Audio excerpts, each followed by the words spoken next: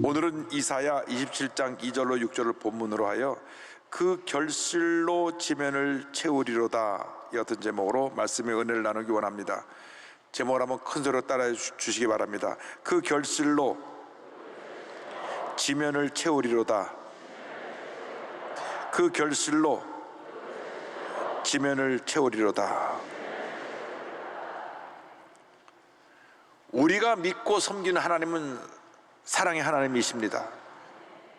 하나님은 사랑의 근본이 되셔서 하나님의 택하신 자들을 사랑하시고 돌보시고 축복하시고 은혜 가운데 인도해 주십니다. 우리가 부족하고 연약해도 하나님의 택함을 받기만 하면 주님의 은혜 안에 일생을 살게 되는 것입니다. 그런데 그 선택은 하나님께 있습니다. 하나님께서 일방적으로 사랑하시기로 결정한 그 사람, 그 민족은 하나님이 복을 주시고 영원토록 함께 하시는 것입니다. 사람은 마음이 변하지만은 하나님은 변하지 않으십니다. 이스라엘 백성을 하나님께 택하신 것은 그들이 잘나서가 아닙니다. 부족하고 문제가 많은 그런 백성이었지만은 무조건적으로 택하시고 사랑하셔서 복을 내려주신 것입니다. 신명기 7장 7절로 8절은 설명합니다. 야훼께서 너희를 기뻐하시고 너희를 택하심은 너희가 다른 민족보다 수요가 많기 때문이 아니니라. 너희는 오히려 모든 민족 중에 가장 적으니라. 야훼께서 다만 너희를 사랑하심으로 말미암아 또는 너희의 조상들에게 하신 맹세를 지키려 하심으로 말미암아 자기의 권능의 손으로 너희를 인도하여 내시되 너희를 그종되었던 집에서 애굽 왕 바로의 손에서 속량하셨나니. 할렐루야. 우리 모두가 예수를 믿고 난 다음 영적인 이스라엘 백성이 되었습니다. 하나님께 택함 받은 사랑의 자녀가 되었습니다. 언제나 하나님의 사랑 안에 거하며 복된 삶을 살아가는 여러분 되기를 주님의 이름으로 축원합니다. 오늘 성경은 먼저 우리에게 아름다운 포도원 이스라엘을 소개하고 있습니다. 구약 성경에서 포도나무는 때때로 이스라엘 백성을 상징하고 또 포도원은 하나님의 택한 이스라엘 민족을 의미하기도 합니다. 이사야 5장 1절입니다. 나는 내가 사랑하는 자를 위하여 노래하되 내가 사랑하는 자의 포도원을 노래하리라. 내가 사랑하는 자에게 포도원이 있으며 심히 기름진 산으로다. 이스라엘은 하나님이 사랑하시는 아름다운 포도원이었습니다. 하나님이 이 포도원을 돌보시고 지키시고 이 포도원에 복을 내려주셨습니다. 그런데 포도원이 된 이스라엘 백성들이 하나님의 말씀을 순종하고 말씀대로 살아가면 그 복을 받아 누릴 수 있게 되었음에도 불구하고 그들은 마음이 고든 백성이었습니다. 하나님의 뜻을 저버리고 우상을 숭배하고 죄짓고 불의하고 방탕하고 타락했습니다. 하나님이 이스라엘 백성을 가장 최고로 좋은 극상품 포도나무로 심어 놓았는데 그들이 할 말씀을 불순종하고 죄를 지음으로 극상품 포도를 열매 맺지 못하고 먹지도 못하는 그러한 좋지 않은 열매를 맺는 그러한 민족이 되어버리고 말았던 것입니다. 이사야 5장 2절은 설명합니다. 땅을 파서 돌을 제하고 극상품 포도나무를 심었도다. 그 중에 망대를 세웠고 또 그 안에 술터를 팠도다. 좋은 포도 맺기를 바랐더니 들포도를 맺었도다. 그래서 그들을 하나님이 사랑의 채찍으로 때리신 것입니다. 그들을 버리려고 때리신 것이 아니라 회개하고 돌아 나오게 하시려고 그들을 징계하신 것입니다. 우리가 어떤 죄를 지었다고 할지라도 회개하고 돌아 나오면 하나님께서 우리를 품어주시고 용서하시고 복을 내려주시는 것입니다. 이사야 1장 16절 19절을 말씀합니다. 너희는 스스로 씻으며 스스로 깨끗하게 하여 내 목전에서 너희 악한 행실을 버리고 행악을 그치고 너희가 즐겨 순종하면 땅에 아름다운 소산을 먹을 것이요. 하나님은 하나님의 백성이 하나님 앞에서 존귀하게 아름답게 쓰임받기를 원하고 계십니다. 주님 우리를 언제나 보배롭고 존귀한 존재로 보시고 그렇게 우리를 인정하시고 우리를 통하여 일하기 원하시고 계신 것입니다. 이사야 3장 4절입니다. 내가 내 눈에 보배롭고 존귀하며 내가 너를 사랑하였은즉 내가 내 대신 사람들을 내어주며 백성들이 내 생명을 대신하리니. 우리는 주님 보시기에 보배롭고 존귀한 자입니다. 우리 주님이 우리를 얼마나 사랑하시는지 주님의 사랑에 감동되어 살아가는 우리 모두가 되어야 할 것입니다.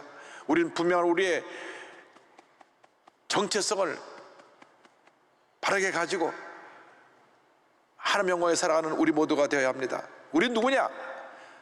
하나님이 보시기에 보배롭고 존귀한 자입니다. 그것이 우리의 정체성입니다. 그것이 우리의 진짜 모습입니다. 사람들이 우리를 어떻게 보는 게 중요하지 않습니다. 사람들이 때때로 우리를 비난하기도 하고 우리를 무시하기도 하고 우리에게 상처를 주기도 하고 없는 말 있는 말로 모함하기도 하지만 전혀 귀를 기울일 필요가 없습니다. 우리는 주님 보시기에 보배롭고 존귀한 자입니다. 나는 주님 보시기에 보배롭고 존귀한 자이다. 보배롭고 존귀한 자이다. 보배롭고 존귀한 자이다. 분명한 정체성을 가지고 믿음으로 전쟁에 나가시길 바랍니다. 절대로 패배자, 실패자, 상처 입은 그러한 과거의 연약한 모습을 마음에 담아두지 말고 다 내던져버리고 주님 앞에서 보배롭고 존귀한 자로 살아가는 여러분 되기를 주님의 이름으로 축원합니다. 그런데 보배롭고 존귀한 자가 된 우리를 하나님께서 포도원 지기가 되셔서 우리를 돌보신다고 하는 것입니다. 포도원 지기가 되시는 하나님에 대해서 이사야 20장 3절은 설명합니다. 나 야훼는 포도원 지기가 되며 때때로 물을 주며 밤낮으로 간수하여 아무든지 이를 해치지 못하게 하리로다. 하나님은 포도원을 돌보시고 지키시는 포도원 지기가 되어서 늘 관심을 가지고 이 포도원에 혹시 잘못된 일이 생기지 않는가, 포도원을 허무는 작은 여우들이 와서 포도나무 가지를 갉거나 뿌리를 갉지 않는가, 해충이 없는가 늘 돌보시고 살피시는 것입니다. 밤이나 낮이나 포도원을 지켜보시고 돌보십니다. 시편 121편 6절 7절입니다. 낮에 해가 너를 상하게 하지 아니하며 밤의 달도 너를 해치지 아니하리로다. 야훼께서 너를 지켜 모든 환난을 면하게 하시며 또 내 영혼을 지키시리로다. 이 사랑의 하나님, 이 은혜의 하나님을 전적으로 믿고 나아가는 여러분 되기를 주님의 이름으로 축원합니다. 다시 고백합니다. 시편 18절 1절입니다. 나의 힘이신 야훼여 내가 주를 사랑하나이다. 나의 생명이 되신 주님, 나의 능력이 되신 주님, 나의 희망이 되신 주님, 나의 모든 것이 되시는 주님, 내가 주님을 사랑합니다. 내가 주님을 사랑합니다.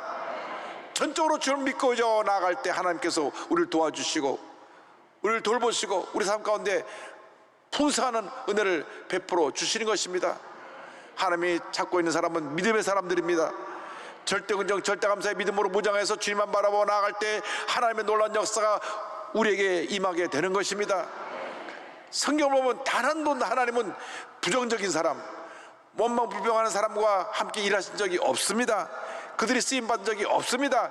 그들은 오히려 하나님 앞에 심판받고 버림을 받았습니다. 하나님이 택한 사람, 하나님이 사용하신 사람은 연약하고 부족하고 실수가 있더라도 늘 회개하고 주 앞에 돌아나와 믿음으로 바로 살기를 원했던 사람들입니다. 믿음의 사람들을 택하시고 복을 주셨습니다. 그래서 히브리서 11장 6절은 우리에게 이와 같이 말씀하는 것입니다. 믿음이 없이는 하나님을 깊이 가지 못하나니 하나님께 나아가는 자는 반드시 그가 계신 것과 또한 그가 자기를 찾는 자들에게 상 주시는 이심을 믿어야 할지니라. 할렐루야. 믿음이 없으면 우리 하나님을 깊이 할 수가 없습니다. 절대긍정의 믿음으로 나가면 하나님이 우리를 붙드시고 돌보시고 지키시는 것입니다. 우리가 7번 넘어져도 8번 일으켜 주시며 하면 놀라운 은혜를 우리에게 베풀어 주시는 것입니다. 7번 넘어지면 8번이라는 말을 유교 학자들이 따와서 7전 8기란 용어로 바꿔놓았는데 성경 잠언서에 있는 말입니다. 잠언서 24장 16절입니다. 대저 의인은 7번 넘어질지라도 다시 일어나려니와 악인은 재앙으로 말미암아 엎드러지느니라. 7번 넘어져도 10번 일어나게 만들어 주시고 우리의 큰 은혜와 축복을 더하여 주시는 것입니다. 하나님이 우리를 얼마나 사랑하시는지, 우리가 좀 잘못하고 삐뚤어지는 길로 가도 우리를 그리로 가지 마라 경고하시고 사랑 채찍을 떼시고 돌아오게 만드시고 사랑의 품에 안아주십니다. 절대로 우리를 미워하시고 분노해서 우리를 저버리지 아니하시는 것입니다. 이사야 20장 4절을 말씀합니다. 나는 포도원에 대하여 노함이 없나니 찔레와 가시가 나를 대적하여 싸운다 하자 내가 그것을 밟고 모아 불사르리라. 부모가 자식이 아무리 속을 썩여도 부모는 자식을 사랑하게 되어 있습니다. 왜? 부모가 사랑으로 낳은 자녀이기 때문에 속썩여도 때때로 반항하고 되더라도 사랑하는 것입니다. 하나님은 부모님의 사랑이 비교할 수가 없습니다. 우리가 하나님을 배반하고 딴 길로 가고 하나님 마음을 아프게 하는 그러한 죄를 저질렀다고 할지라도 노하지 아니하시고 회개하고 돌아오기만 원하시고 사랑의 품에 안으시는 것입니다. 우리를 대적하는 찔레와 가시 같은 그러한 대적들이 우리를 공격할 때 주님께서 짓밟아 버리시고 심판의 불에 불살라 그들을 심판하시고 멸하시는 것입니다. 그러므로 우리가 전적으로 주님만 믿고 의지하고 나가는 주님의 자녀들이 되어야 합니다. 우리가 태어날 때부터 노년이 되어 숨을 거둘 때까지 주님이 우리를 돌보십니다. 우리를 안고 가시고 품고 가시고, 우리가 지쳐 쓰러졌을 때 나이가 들어 걸어갈 힘이 없을 때는 주님이 우리를 업고 가십니다. 이사야 46장 3절로 4절에 이와 같이 말씀합니다. 야곱의 집이여 이스라엘의 집에 남은 모든 자여 내게 들을지어다. 태에서 나무로부터 내게 안겼고 태에서 나무로부터 내게 업힌 너희여, 너희가 노년에 이르기까지 내가 그리하겠고 백발이 되기까지 내가 너희를 품을 것이라.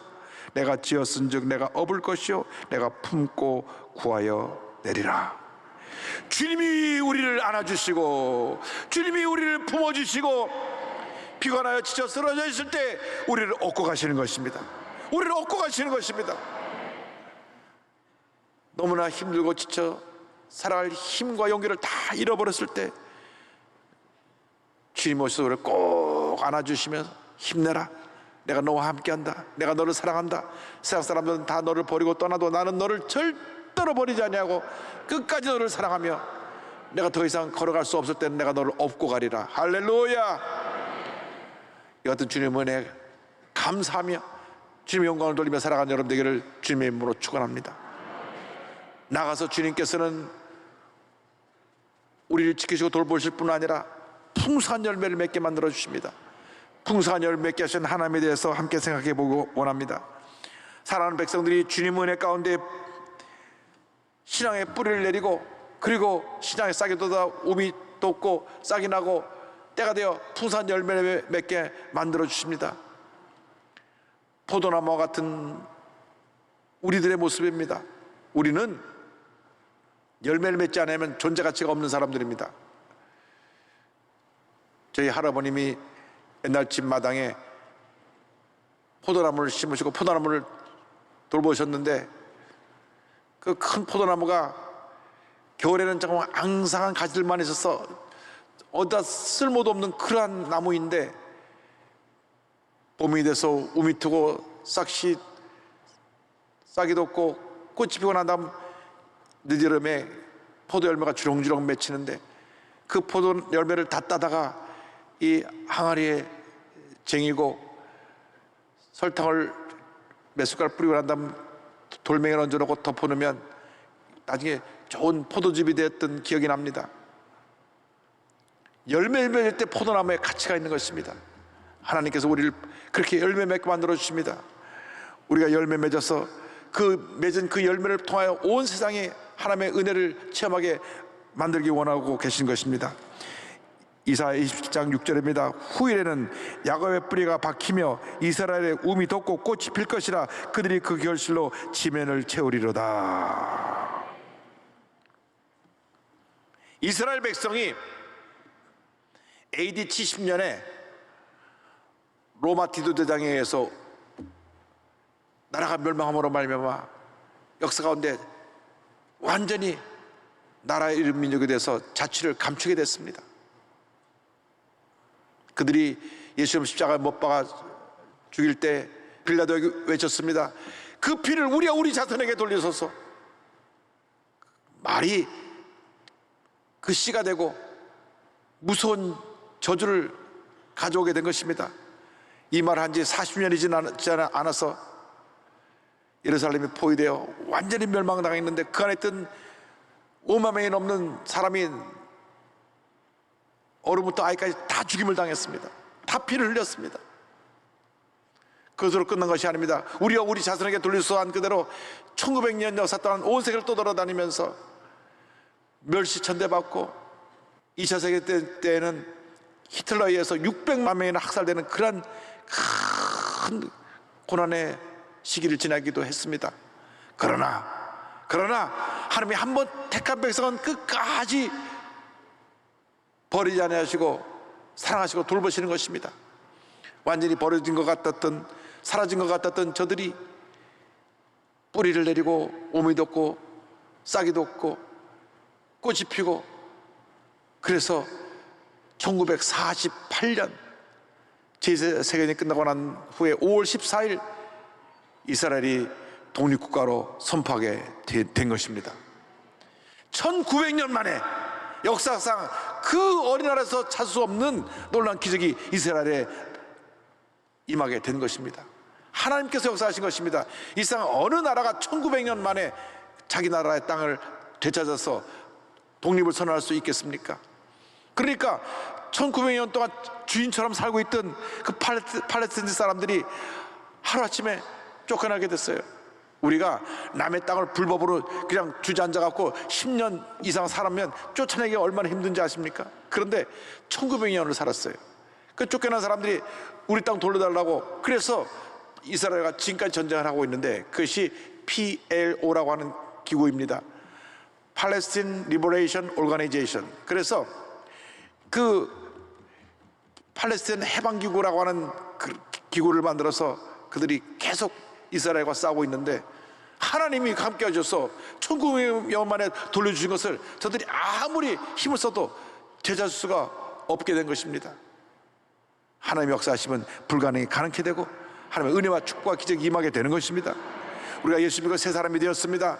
우리가 예수 믿기 전에는 죄짓고 불의하고 방탕하고 문제가 많고 절망 속에 살던 우리들인데, 예수 믿고 하나님의 은혜 가운데 신앙의 뿌리가 내려서 믿음의 우미 돋고 싹이 나고 꽃이 피어 이제는 풍성한 열매를 맺는 주님의 일꾼이 된 것입니다.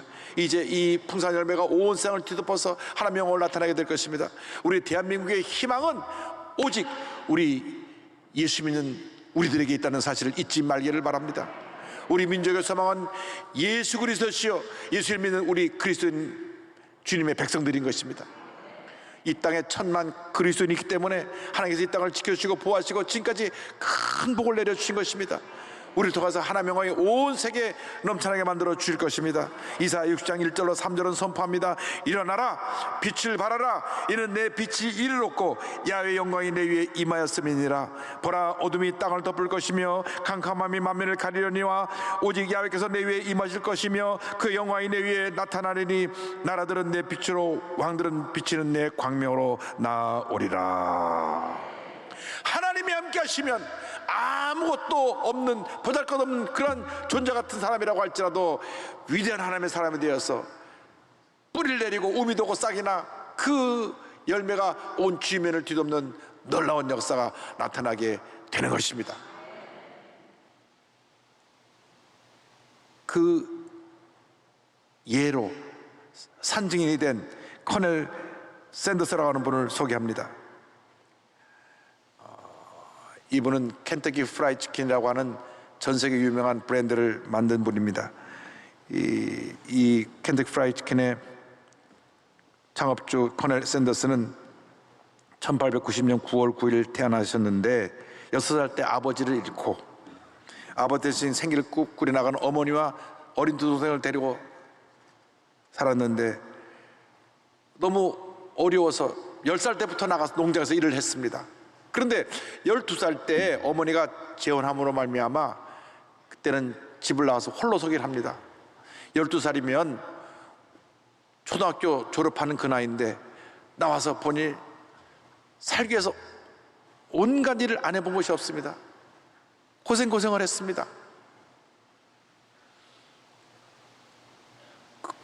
조그만 식당을 운영하다가 65세가 되어서 이제 나라에서 사회보장제도가 있어서 연금 나올 때가 돼가지고 이제 일에 손을 놓고 연금을 받아 사는 그런 나이가 되었습니다. 한 달에 105불씩 나오니까 그 당시 1950년도에 105불 정도면 요즘으로 말하면 요즘 환율은 11만 원 정도밖에 안 되지만 한 3, 40만 원 됐을 거예요. 그 정도면 먹고 살 수 있었기 때문에 그냥 여생을 편하게 지낼 수 있었겠지만 이분이 신앙인입니다. 믿음의 사람입니다. 그리고 이분이 하나님의 성의 우리 순복음 교인입니다. 그래서 본인이 식당을 할 때 이 닭튀김을 참 맛있게 하는 그 레시피, 그 조리법을 개발했기 때문에 압력밥솥 하나에다가 그 재료를 싣고 있는 돈을 다 모아서 트럭에 트럭 하나 사고 이 기구를 싣고 다니면서 식당에 가서 내가 이 맛있는 닭고기 튀김하는 그 조리법을 가르쳐 줄 테니까 그 대신 나한테 로열티를 내시오. 닭 한 마리 팔면 나에게 5센트씩 내십시오. 그러니까 주인들이 웬 영감님이 와서 자기가 만든 닭 맛보라고 또 로열티까지 내라니까 웃으면서 아유 우리는 그거 필요 없다고 그냥 가시라고. 그런 트럭에서 새우잠을 자면서 또 주유소 화장실에서 세수하고 면도도 하면서 식당을 한 군데 두 군데 계속 문을 두들깁니다. 어느 누구도 이렇게 허름한 옷을 입고 와서 이 닭고기 맛보라고 그러고 그리고 이 조리법 나한테 로열티 내라 그러니까 그 영감님의 얘기를 귀 기울여 듣지 않았습니다. 근데 중간에 멈춰서지 않았습니다. 꿈과 믿음을 가지고 문을 두드리고 또 두드리고 또 두드리고 또 두드리고 또 두드리고 몇 군데를 찾아갔느냐? 1008군데를 찾아갔는데 식당 1008군데요. 다 거절당했어요. 1009번째 찾아갔을 때 그 주인이 닭고기를 먹어보더니만 그럼 시험적으로 한번 우리 가게에서 그 레시피로 닭고기를 팔아볼 테니까